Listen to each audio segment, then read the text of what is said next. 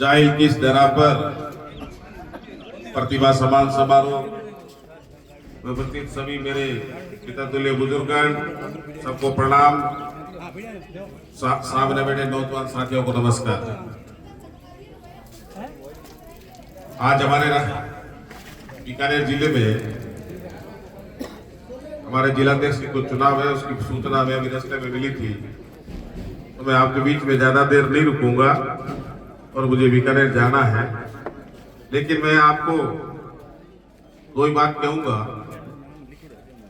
कि यहाँ जो चित्र है, इस चित्र में बहुत कुछ लिखा हुआ है।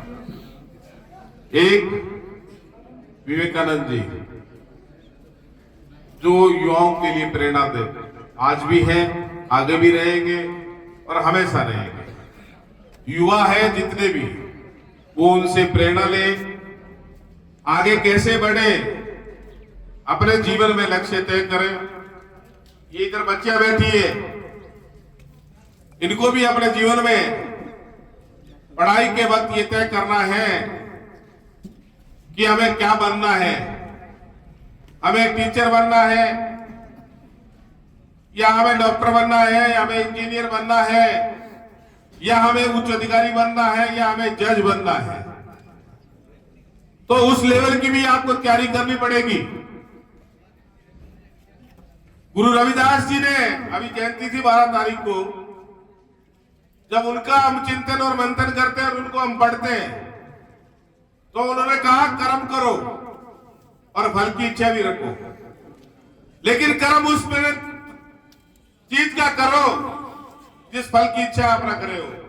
आप तैयारी कर रहे हो टीचर की और आप कल्पना कर रहे हो मैं आईएएस बन जाऊंगा, इस फल की भी आशा मत रखो। आप मेहनत करते जाओ, सफलता फल आपको जरूर मिलेगा। यही मेरी शुभकामना है, क्योंकि ये पौधा है, आज ये पहला प्रोग्राम है और पौधे को मैं समझता हूं कि आपको देखते होंगे राजस्थान में, अपने पश्चिमी राजस्थान के लोग हैं, कभी आंधी भी आते हैं, कभी तूफान भी आएंगे, लेकिन आपको डरना नहीं है। इसमें खाद और बीज आप देते रहना और आगे यूं ही बढ़ता रहना, यही मेरी शुभकामना है। मैं तो आपको यही कहना चाहूंगा कि जो समाज शिक्षित बनेगा, सर्व समाज की बात कर रहा हूं, मैं किसी समाज की बात नहीं कर रहा हूं। जब डॉक्टर अम्बेडकर ने जब कानून बनाया और जब संविधान लिखा, तो बाबा साहब ने ये नहीं कहा था कि वो समाज जो पढ़ेगा आगे बढ़ेगा। कोई भी समाज, जो बच्चा आगे पढ़ेगा वो आगे बढ़ेगा, चाहे वो एससी का हो, एसटी का हो, ओबीसी का हो, जनरल का हो, चाहे माइनॉरिटी का हो, चाहे बुद्धिजीवी हो, किसी भी समाज का पढ़ेगा वो भी आगे बढ़ेगा। और एक समय ऐसा आएगा, हम लोग सदियों के बाद में बाबा साहब के कहे हुए वचनों को याद करेंगे कि बाबा साहब ने उस जमाने में जब उनको पढ़ने नहीं दिया गया, उनको आगे डिग्रियां नहीं करने दी गई, इवन उस समय परिस्थितियां ऐसी बनी कि उनको संस्कृत तक भी नहीं पढ़ने दिया और जर्मनी में जाके वो संस्कृत सीखे।